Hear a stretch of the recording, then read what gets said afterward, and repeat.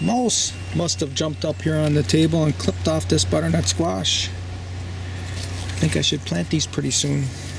Here's 4 of them. They're getting out of hand. Butternut squash really likes growing in this pot. I'm going to have to bury it. We'll find out how well that works out. And the finishing touches.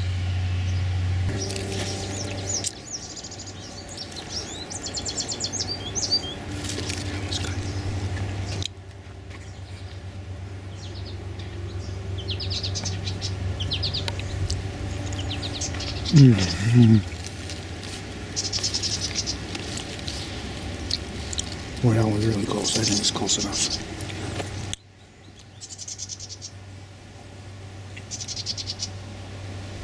I have to restrain my over-enthusiastic desire to eat blackberries so that I can get the ripest ones. I just gotta wait until they're really soft. That squirrel's eating one of the black walnuts that I had fermented over winter through spring into summer, and now I'm putting some on the ground to take its attention away from the hazelnuts. Wunderbar. First pile already gone. This is the second pile, and you see they're picking. Keep right on taking these nuts. Maybe, just an experiment, maybe they'll leave the hazelnuts alone. This is the production grade of black raspberries. Ooh, that one's really nice and soft. The stain is from the mulberries I was just eating.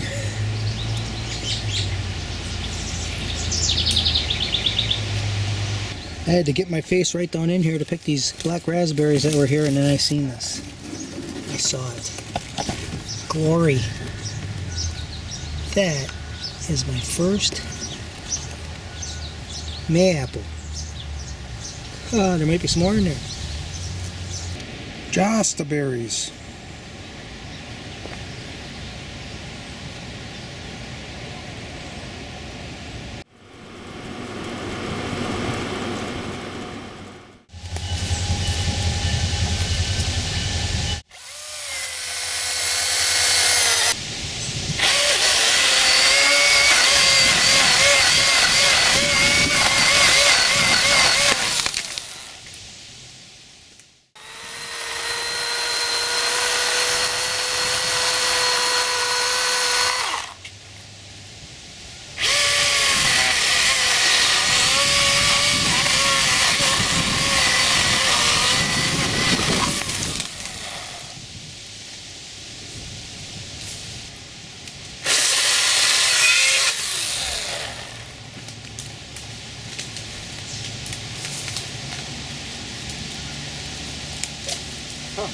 Stayed up to real nice.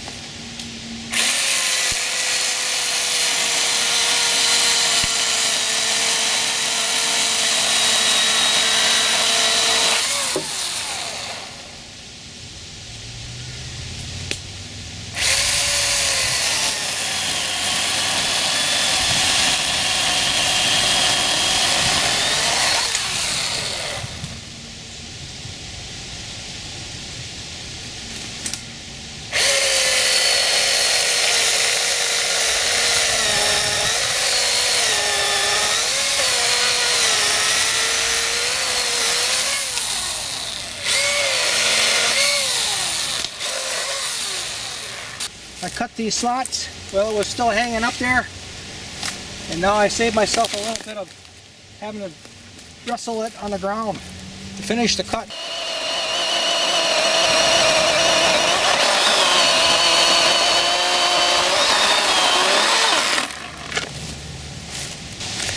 I counted the rings on this tree. It was a little hard to count them here in the center of the heart or the core. I think there's 10 up until it gets the end of the dark one. When it lightens up, all together coming out to the end is 29. If I count that as 10. So it's probably 30, 32 years old, because this is 4 feet from the roots.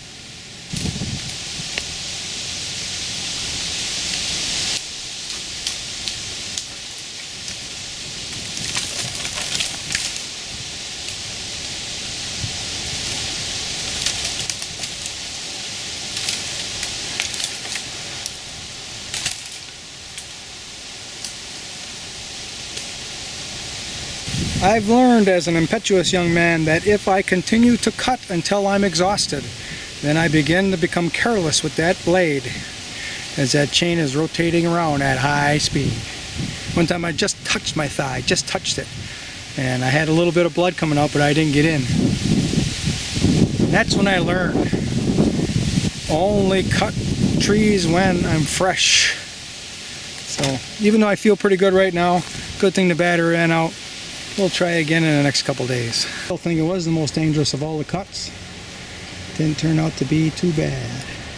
There's some peas here. Quite a few. I'm gonna harvest all these little ones. That one's not ready. Some of these big ones are already drying out. That's good. I want to plant them next year. I'm fairly certain that's the little bird that I had in my hand a couple of weeks ago.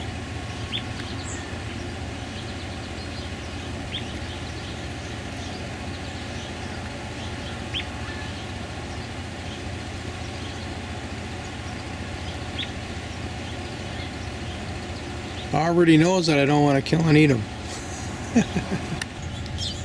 Kiwis laying on the ground. I think the squirrels come along and just want to exercise their teeth on stuff. More plastic. There's a nest above me, and the birds just keep bringing plastic, and then they drop it before they get it in the nest. Guess I have to have something to do. Stout blackberry cane here coming up. At the top I wrapped a tansy around it. I should get some more tansies and put them around here too. Maybe that'll dissuade the beetle.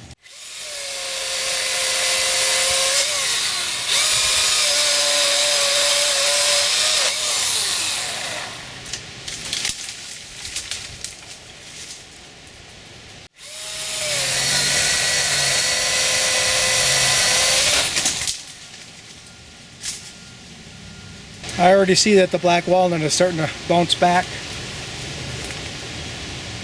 I have one left that's hanging up there. I'm going to let the wind kind of mess around with it a little bit, see if it knocks it down itself. If not, I'll get a winch or something. It's not hanging on by too much there. Well, all that's left is cutting up the smaller pieces into burnable segments and splitting the bigger ones. I'm still alive. Oh, staying alive, staying alive. Oh, wait a second. Look at it. The beast is wounded. Oh, 2 little scrapes. Not too bad for such a dangerous job. 2 little scrapes, no big deal.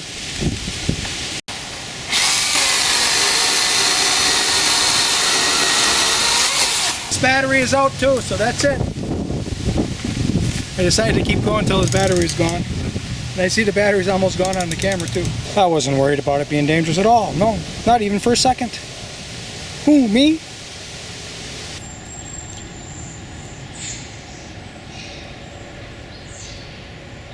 Pot-grown tomato, first one of the year. Oh yeah, it's soft. These are early girls, so they don't get totally red. Alright. Yeah, I got a leak too, so something delicious cometh my way. Oh hey, look at, there's a crack forming in the kohlrabi. Ooh, and that happens, and normally they start to rot out right away, so this has got to come. I gotta take it.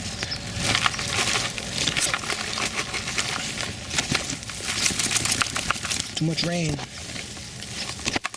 And all this pepper can grow. Got a nice pepper going here. It's supposed to turn yellow, so we'll wait.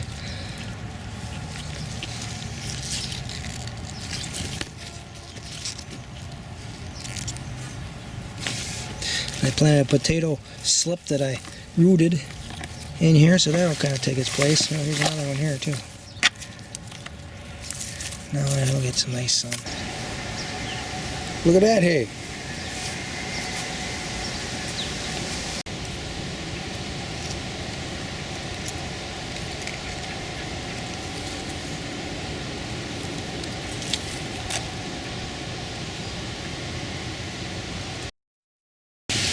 Where's the wood? In the very beginning, I was like, oh, I don't want those squirrels eating any of my hazelnuts. And I'm thinking, you know, I don't need to eat all hazelnuts. I don't need to really eat any. I got plenty of food. So I'm thinking, you know, that's okay. Let the squirrels eat the hazelnuts.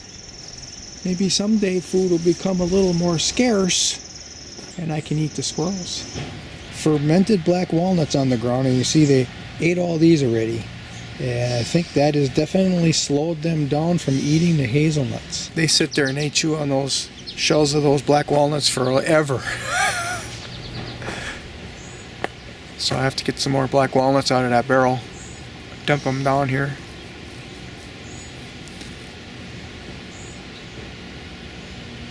This is a very productive black walnut tree. It's on my property. I'm a bit in the backyard, and I can see there's nuts all over it again this year. And I'm not saying they're large size, but they're definitely a medium or a larger medium. I'm just going to back up a couple steps. Shift over. That's a chestnut. So a chestnut growing next to a black walnut. And this chestnut, I think, is going to have nuts for the first time. I can see one way at the top. Flowered for the first time. That's what I noticed with my Siberian sea peaches. They're busy with the black walnuts so much they don't even bother the peaches.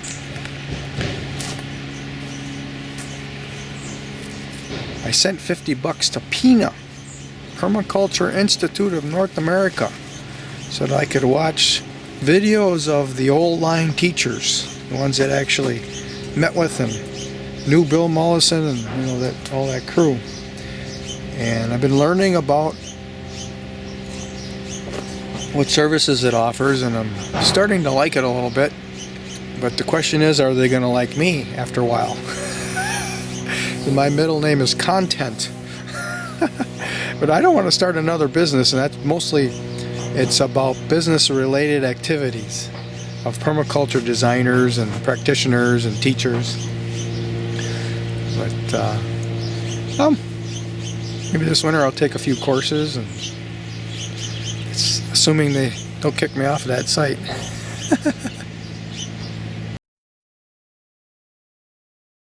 Started the process of cutting back the apple trees in the backyard. I've grown to actually hate them.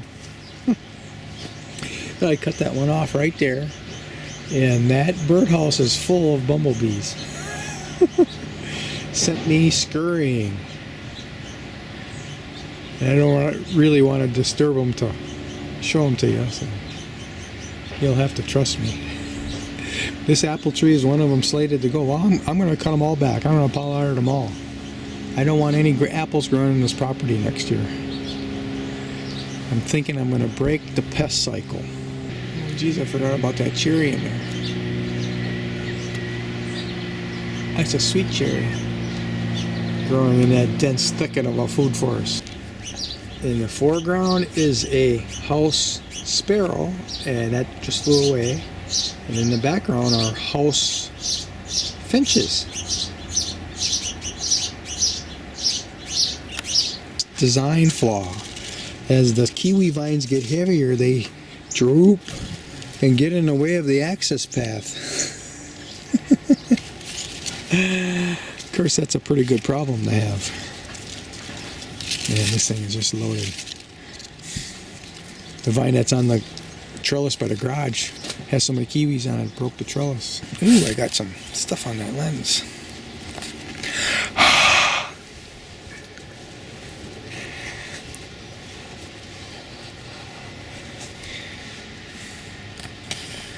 That's about all the care my cameras ever get. Properly, fence represents the property line. This is the back of the shed. This is a shed that was built out of the wood that from the old garage that was tore down. So that wood is very old, probably 100 years old. And I built a platform here. This is the second platform. The first one failed because of the weight of the water. Another one of my design flaws. But this platform is not going to collapse. This has got cement in the bottom, and this gets filled by the rainwater runoff from the shed roof. I've got a flexible hose here, and I want to do something different here, but for now it works. And when I have the tank full, I can direct that hose to one of these barrels. All 4 of these barrels right now are filled with green material for composting next year, and the fluids or the liquids are fertilizer for the garden beds. So there's a nice little area here, you know, help with the production. Now this is all the plants that I bought this year, and I've got a whole bunch of them underneath there from prior years. I'm getting to the point now I'm not going to save any of that, so I'm going to throw it away. I keep thinking, well, maybe I'll sell something to somebody, but I don't want to sell anything to anybody. Just want to grow healthy food for myself and anybody else nearby that wants to eat any, which right now is next to nobody. It's been a week since I cut the leaves away from these grapevines to expose the grapes to the sun. I wanted to see what would happen. In the past I've called it a fungal invasion or yeast, but Albano tells me it's powdery mildew. Oh, here's a vine I don't want growing in here. I'll have to trace it down, pull it out by roots. But I didn't do anything. Albano says I should cut them off, but I didn't do anything. I want to see what would happen. And the white is gone. The white powder is gone. And some of the grapes still exist here. On the other side of the cage, I did as Albano instructed. I cut the entire cluster if it had any powdery mildew on it. And that side looks really nice too. There's an apple tree, a pear tree, honey locust tree, peach tree, all growing pretty close to being underneath a black walnut tree. A pawpaw branch that seems to be laden with heaviness. Let's look. Oh yeah, I'd say. Look at that. Another tree that's totally loaded, actually aborted. Maybe half of them. This one isn't aborting any yet. Holy cow. We're going to find out the stretchability of the pawpaw branches. This is what I call the commercial grade of black raspberries. I've had them on the property for years, since the 1980s. And there's quite a story about how they made it through a bottleneck of only one plant that was getting eaten by the rabbits every year for years on end. But they're not as sweet as the Bristols, but they just provide a lot of mass. So if somebody's making jelly or jams or whatnot, this would be the type. And I'm not eating sugar or honey or maple syrup or any of those things anymore because of the insulin resistance issue. So I'm phasing these commercial grades out. I'm going to bring them up north so that they aren't totally gone. But at some point I don't want any here.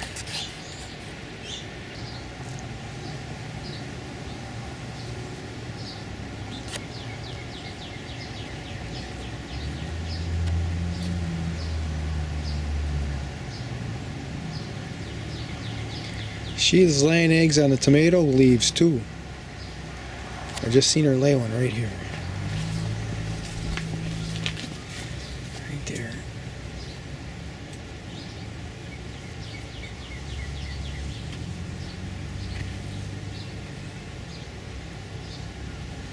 Maybe that's that little dot up here on the right a little more. Yeah, delicious. It's going to be successful because look at this is the main stalk, and it's grew 2 new shoots right here and another new shoot here and another one down here. Well, this one, I know it's a part of it. I don't know, I can't tell. That might be part of that stalk. But there's going to be some big roots under here, I'm believing. Right in here.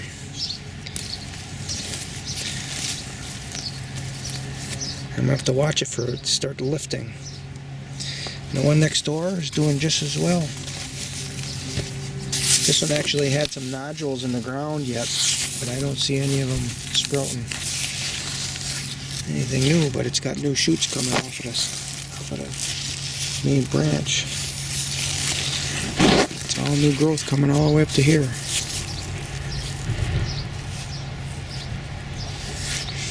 I This one, this is new growth all the way from the top all the way down to here. It was right in here. This area here is where it was. So it's just barely past mid-July. It's got lots of months yet to grow. I'm going to predict that there's going to be some monster roots to harvest, because this is pure compost. Black walnuts and all. Here I was digging up some soil so I could put in pots, and something else started digging there too. It's just a rock right there.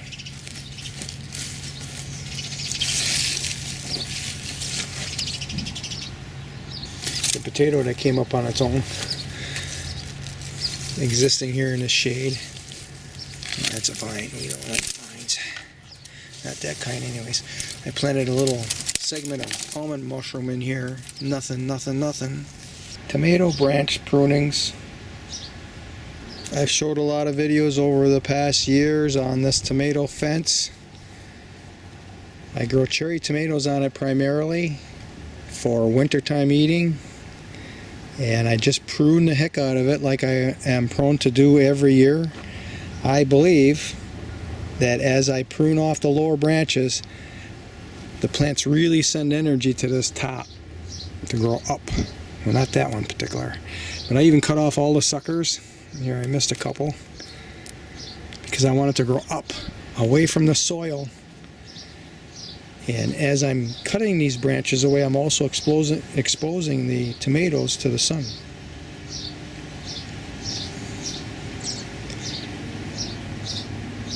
I've had it already where they're like 20 feet long, up and down trellises, up along here.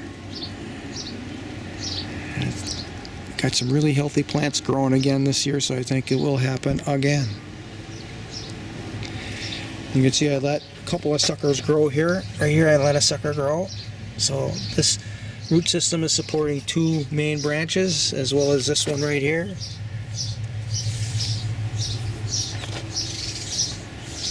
But I don't want it to get too dense. Oh, here I missed another one, because I want the sun to get in here.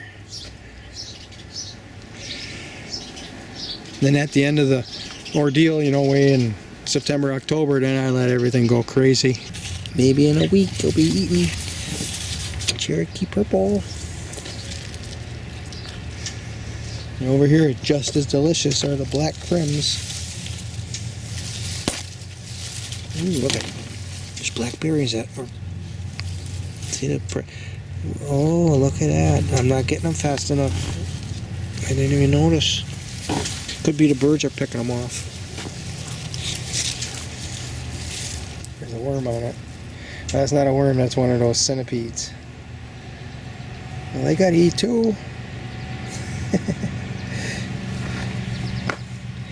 I'll wash it off and I'll eat it later. You go down where you belong. There you go. I don't like sharing the blackberries. Although I've ate more blackberries this year than I did the last 5 years total. Yeah, they're all pruned up. And a couple places where I left a sucker grow, like this one. You see it's kind of branching out away, filling in this spot right here. This has got a good start, got some tomatoes forming. Growing in here with the blackberries. Another place I let a sucker grow, filling a spot. Right here. Here's a sucker growing right here. And the spot right here can come up on. Looks like high production year for tomatoes again. And I need to take another clip of the tomato wall. That looks so nice. Grow!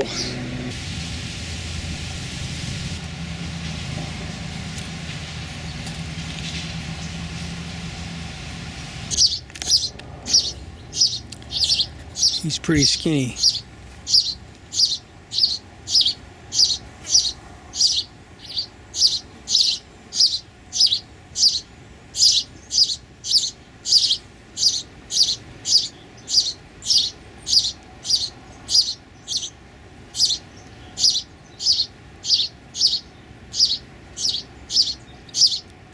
was watching a male house finch picking at the new forming leaves of this honey locust.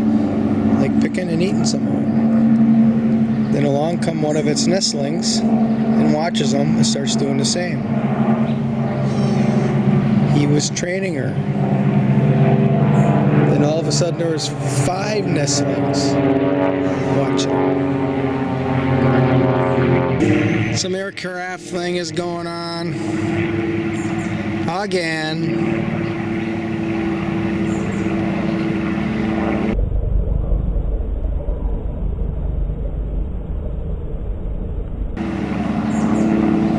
Look at those pathetic apples. Look at that.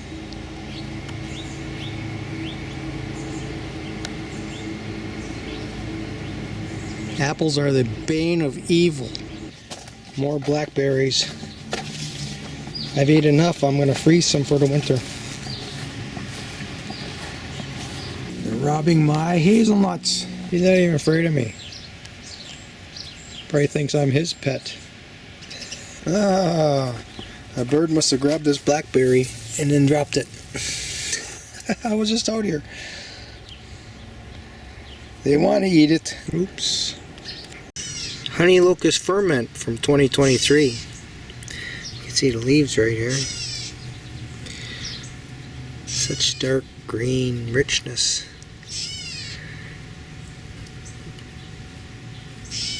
Suspended solids in the liquid is the fertilizer.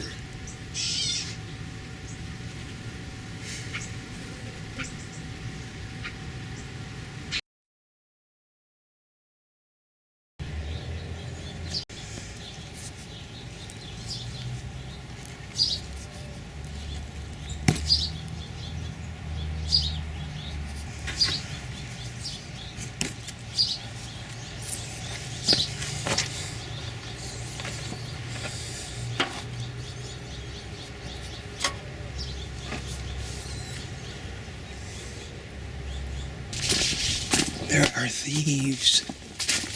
Thieves. Where is he? Oh, he's up there. Thief! You thief! Hey, you thief!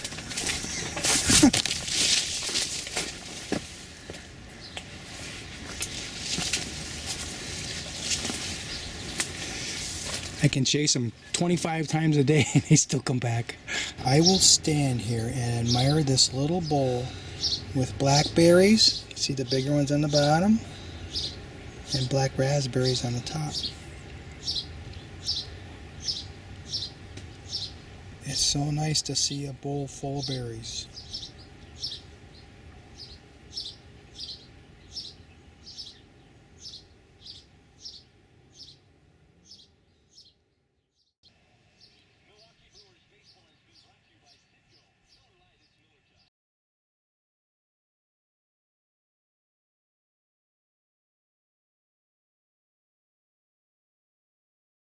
I have an acquaintance that said he hates teasels. I said, well, there's a lot of them along the interstate. You ought to get out and pull them up by the roots. He didn't have anything to reply. That was like a cup plant. Just like a cup plant. Teasels hold water for the insects and the wildlife. That's water.